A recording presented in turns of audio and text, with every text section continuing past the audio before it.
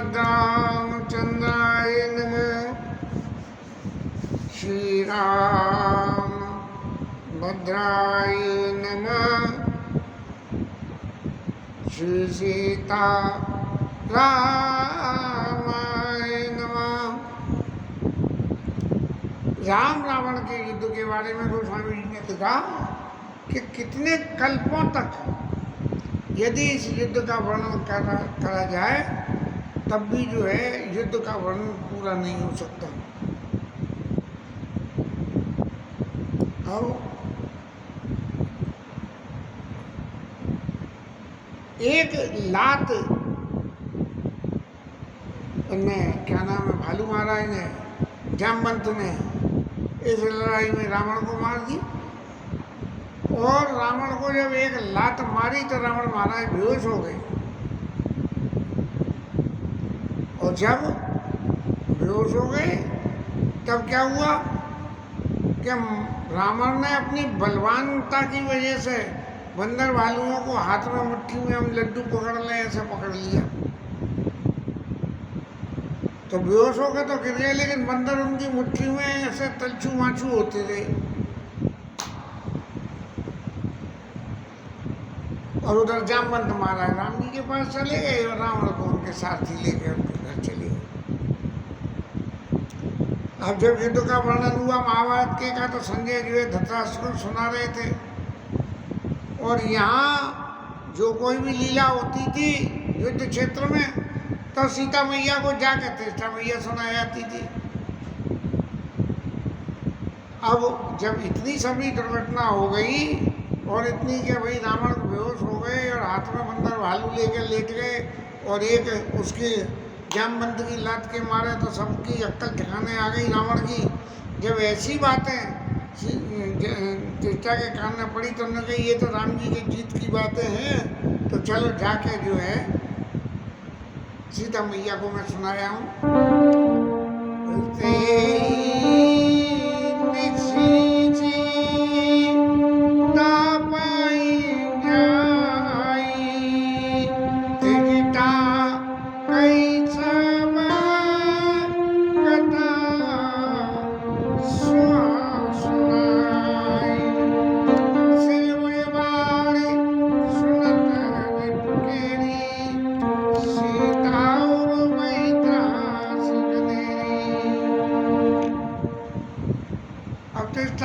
ये तो सुना दिया जाके कि भगवान बार बार उसके सिर और हाथ काट रहे हैं लेकिन फिर भी वो नहीं मर रहा है।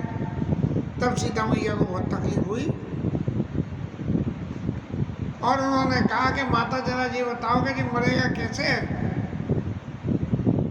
जब भगवान जिसका सिर काट रहे हैं लगातार और भगवान के सिर काटने के बाद मर नहीं रहा है और भगवान के मारे भी मर नहीं गया है तो वो मरेगा कैसे। अब समस्या का समाधान तो सीता जी के मन में आया नहीं। जब उनके मन में समाधान नहीं आया तब अपने दुर्भाग्य को ही कोसने लगी। ये व्यक्ति का सही स्वभाव होता है जब अपनी बल विद्या बुद्धि काम नहीं करती है तब वो अपने दुर्भाग्य को ही कोसता है कि भाई जो कुछ है मेरे दुर्भाग्य की वजह से हो रहा है। तो सीता मैया भी कहने लगी कि मोर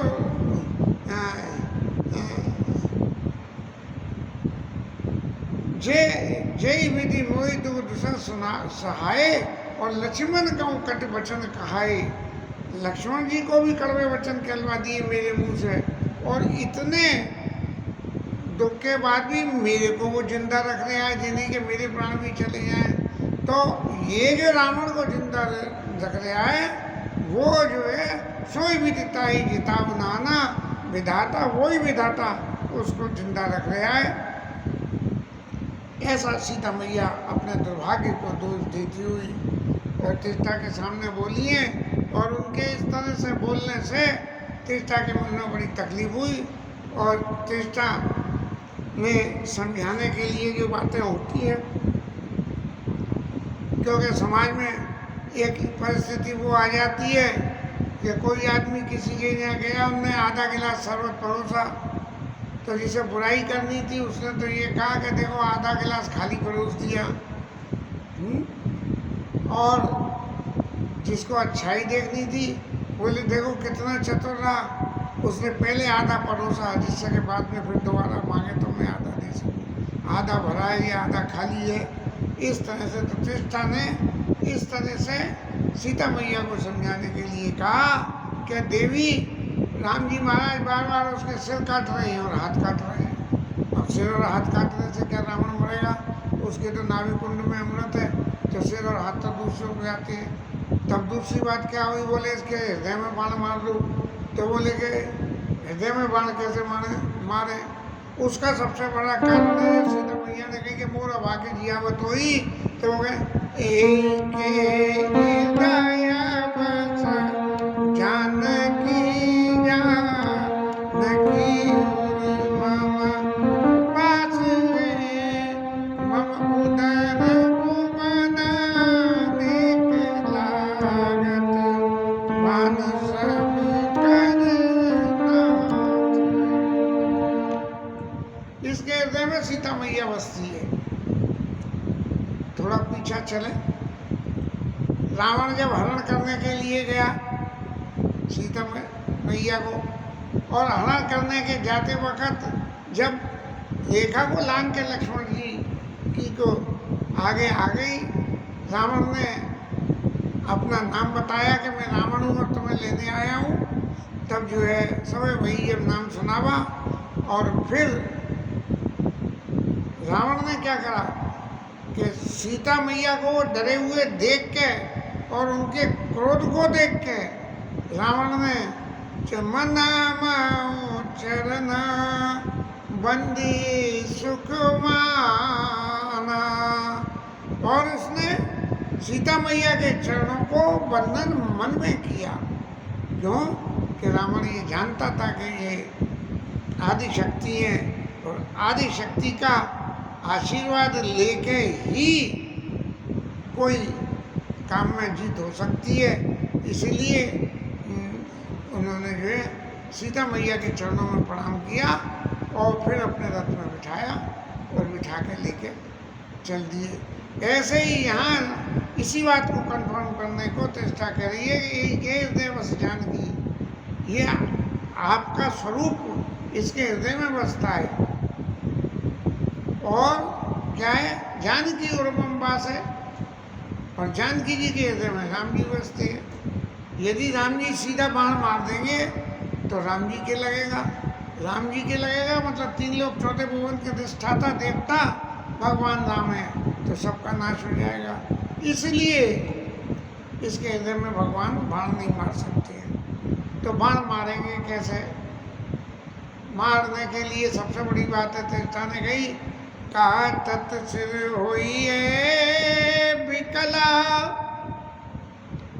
छुट जाइए तब ध्यान, और तब रावण हृदय मोह और मरियई राम सुजान।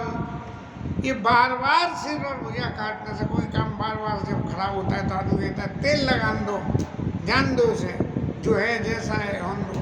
और ऐसी परिस्थिति में आपकी तरफ से ध्यान हट जाएगा और तब भगवान इसके हृदय में बाण मार के और इसका बाण मार के और इसका जीवन समापन कर देंगे। सीता मैया तो ये समझा के चली गई, रावण महाराज को उनके सारथी जो है ले गए। ले जाने के बाद जब रावण महाराज को वहाँ होश आया है तब वो कहने लगे कि मेरे को दुष्यंत ने जो है यहाँ से रणभूमि से छुड़ा दिया, मेरे को जो है कायरता का जो है चोला पहनवा दिया। ऐसा रावण महाराज नाराज होने लगे, और उनकी नाराज़गी को तो उनके स्टाफ ने तो सबने झेल लिया। लेकिन अब जब सुबह हुई और रावण महाराज फिर लड़ने को आ गए, और आके और फिर उन्होंने अपनी माया विस्तारी है, जिसमें हनुमान आए ढेर सारे जो राम जी को घेर रहे हैं, और तो और सही बहुत सारे रावण आए जो राम जी को घेर रहे हैं। लेकिन भगवान के ऊपर किसकी माया चली है? तो सबकी माया के भगवान ने नाश कर दिया। अब इतने सारे जो गुण अवगुणों की चर्चा हो रही है, तो तुलसीदास महाराज को अपने मन में समझ में आई कि भाई ये इस तरह से इन गुणगान करने से क्या फायदा है। रावण की लीला तो पूरी हो चुकी थी, अब उसका गान ही तो करना है, तो भैया इतना लंबा गान क्यों करो।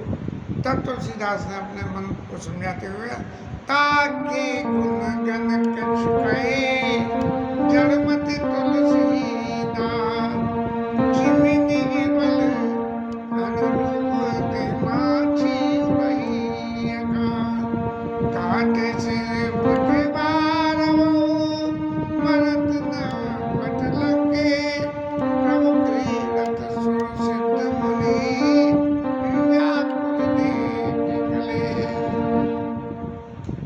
अब ये सिद्ध मुनि और देवता भगवान को बहुत अच्छी तरह से सब जानते, लेकिन भगवान के चरित्र को कोई पार नहीं पा सकता है। इसलिए सब कुछ जानते हुए भी क्या भाई ये क्या ये इस तरह से लड़ाई लड़ रहे हैं तो क्या ये जीत पाएंगे। सबके मन में बड़ा मानसिक तकलीफ हो रही थी कि कैसे हो कैसे नहीं हो। और इस विकलता में देवता तो कुछ कह नहीं पा रहे थे, लेकिन तुलसीदास कह रहे हैं कि मैंने प्रभु के गुणों को और इन राक्षसों के गुण अवगुणों की चर्चा, जैसे कोई मक्खी कितनी देर उड़ सकती है और कितनी दूर उड़ सकती है, ऐसे ही ये भगवान के गुणों की चर्चा के आगे मेरा करा हुआ वर्णन जिम निजबल अनुरूप थे मक्खी के समान है। मैंने इसलिए अपनी जिह्वा को पावन करने के लिए ये सब चरित्र कहा है। और इसके बाद विभीषण महाराज ने राम जी को समझाया कि इसके नाभि में अमृत बसता है और उस अमृत की वजह से जो है रावण जिंदा है। राम जी महाराज तो इस तथ्य को जानते थे और जानने के बाद भी अनजान बन रहे थे कि देखें कब तक विभीषण महाराज ये नहीं कहते कि महाराज नाविकुंड पीयूष बस आके नाथ जियत रावण बलता के। लेकिन जब विभीषण ने ऐसी बात बताई तब भगवान ने 31 बाण संभाले और संभाल के और 20 बाणों से 20 भुजा, 10 बाणों से 10 सिर और 1 बाण उसकी नाभि में मार के और उनकी गोविंदाय नमो नमः दी। अब जैसे गोस्वामी जी महाराज ने जिम निजबल अनुरूप थे माछी उड़ई आकाश, ऐसे ही जिम निजबल अनुरूप थे अनिल कुमार कुछ कह सके, ऐसी विधा से इस कथा का रावण के संहार का चरित्र वर्णन कर दिया। क्योंकि लड़ना मरना तो हमें आता नहीं, हाँ, और बोल बोल के लड़ने से फायदा क्या है। एक्शन में लड़ो तो पता लगे, बल्कि बोलने से तो क्या होता है। हमारे मोदी जी महाराज जो है बोल बोल के ही तो जीतना चाह रहे थे, लेकिन फिर भी नहीं जीत पाए।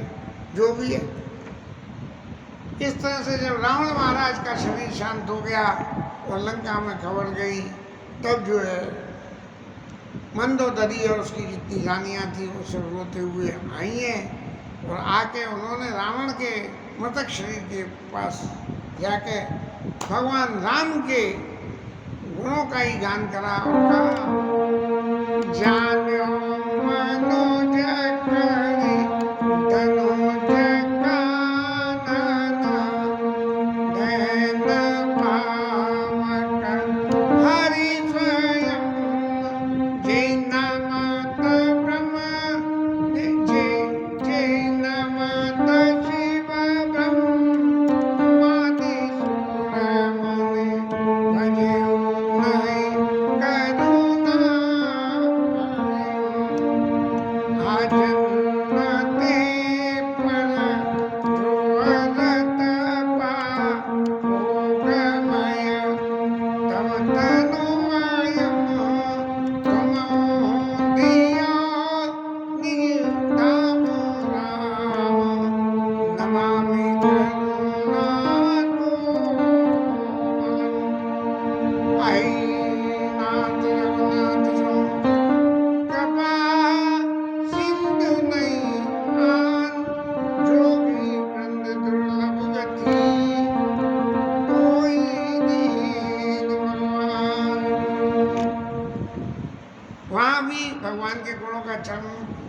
करते हुए कह रही हैं कि अखिल ब्रह्मांड के नायक भगवान राम को तुमने मनुष्य मान के और उनसे लड़ाई मोड़ ली, ये बहुत गलत काम हुआ।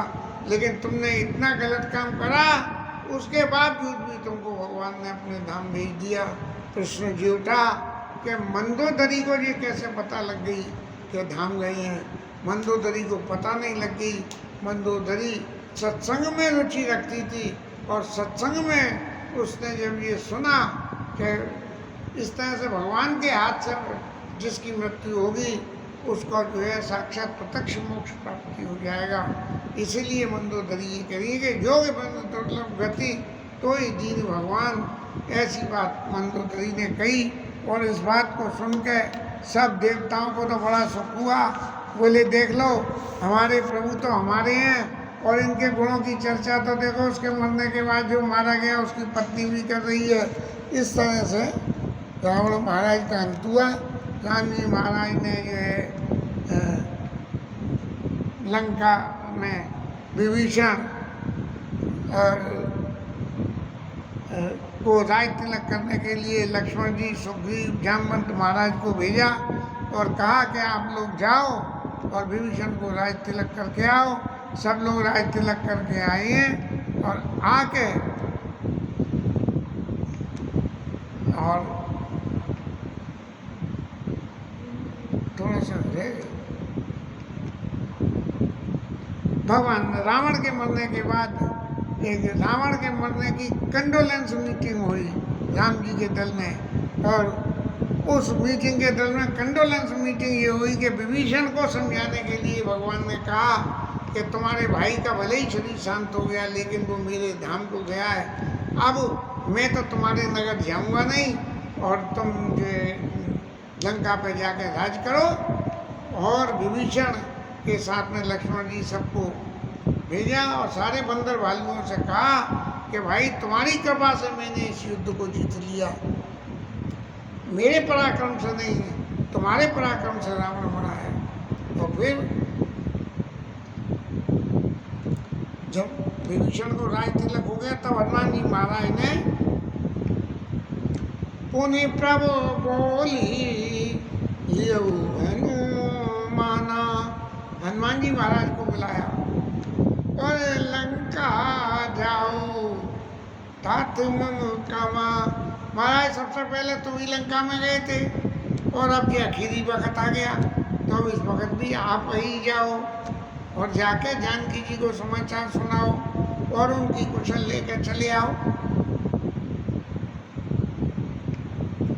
हनुमान जी लंका में गए हैं, खूब हनुमान जी का मान सम्मान हुआ, क्योंकि मर्दाने तो रावण ने खत्म करा दिए थे, जनाने ही रह गए थे। तो जनाने जो है सब हनुमान जी के पास आए, हनुमान जी का मान सम्मान किया, उनकी पूजा करी, जानकी जी महाराज के दर्शन कराए और हनुमान जी महाराज ने दूर थे प्रणाम कपि कीना, रघुपति दूत जानकी चीना। दूर से हनुमान जी महाराज ने प्रणाम करा माता को, लेकिन उनके प्रणाम करने के स्टाइल को देख के सीता मैया पहचान नहीं गई। हनुमान बाबा आए और उन्होंने तुरंत छूटते ही आशीर्वाद भी पीछे दिया। कहूँ तात प्रभु कृपा निकेता, भगवान कैसी हैं और कुशल अनुज कपिसेन समेता। बंदर की सेना के साथ छोटे भाई के साथ कुशल तो है ना, भाई कितने बंदर मर गए। और हनुमान जी महाराज ने बड़े स्टाइल से सीता मैया के सामने गई कि सब बीती कुशल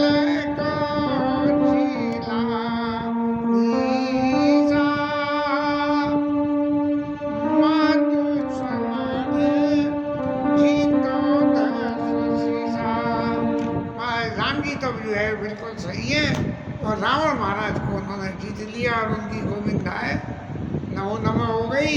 और सबसे बड़ी बात एक और है कि रावण महाराज मर गए तो मर गए, विभीषण महाराज राजा हो गए, तो अब लंका में कोई ऐसा उद्यम भी नहीं होगा। और फिर सुन कभी वचन हर्ष छायो, तब जो है सीता मैया के दिल में इतनी खुशी हुई, क्योंकि पहले तो भगवान की कुशल सुनने के अलावा किसी दूसरी चीज में मन ही नहीं लग रहा था। तो हनुमान जी ने प्रणाम किया तो भी आशीर्वाद नहीं दिया। लेकिन जब हनुमान जी ने कथा सुना दी तब उसके बाद अति हर्ष मना तन पुलक लोचन सजल का पुनि पुनि रमा का देहूँ तो इत लोक मई कपू किमपि नहीं बानी समा। अब सीता मैया का हृदय उदार होके आया और बोले कि हे हनुमान, इस संसार में तुम्हें देने के लायक मेरे पास कोई भी ऐसी चीज़ नहीं है कि जिसको मैं तुम्हारे इस उपकार के बदले में तुम्हें दे सकूं। तब हनुमान जी महाराज कहने लगे, सुन मातो मैं पायो अखिल जग राज आज न संशयम। माता मैंने तो पूरे संसार का राज्य पा लिया, इसमें किंचित भी संशय नहीं है, क्योंकि राम जी तो अनुकूल थे ही और आप इतनी अनुकूलता दिखा रही हो। राम जी भी कह चुके, देखे कर विचार मन सुन कभी तो दिन में नहीं देखे कर विचार मन माई। जब लंका से लौट के आए थे तब राम जी ने कही, और यहाँ सीता मैया कह रही है कि मैं तुम्हें क्या दूँ, ऐसा कुछ है ही नहीं संसार में जो तुम्हें दिया जा सके।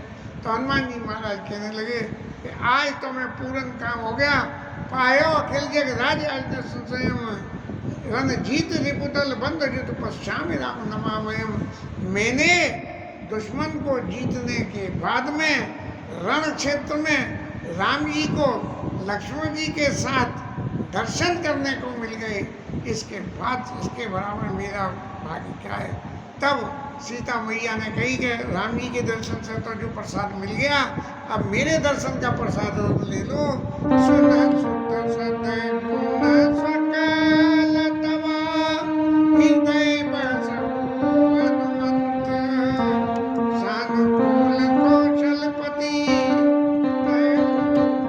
समेत अनंत। हनुमान जी महाराज, मेरा आशीर्वाद है कि सारे सद्गुण तुम्हारे अंदर बसे और सानुकूल संतत सानुकूल कौशलपति रहे समेत अनंत। राम जी तुम्हारे ऊपर अनुकूल हो।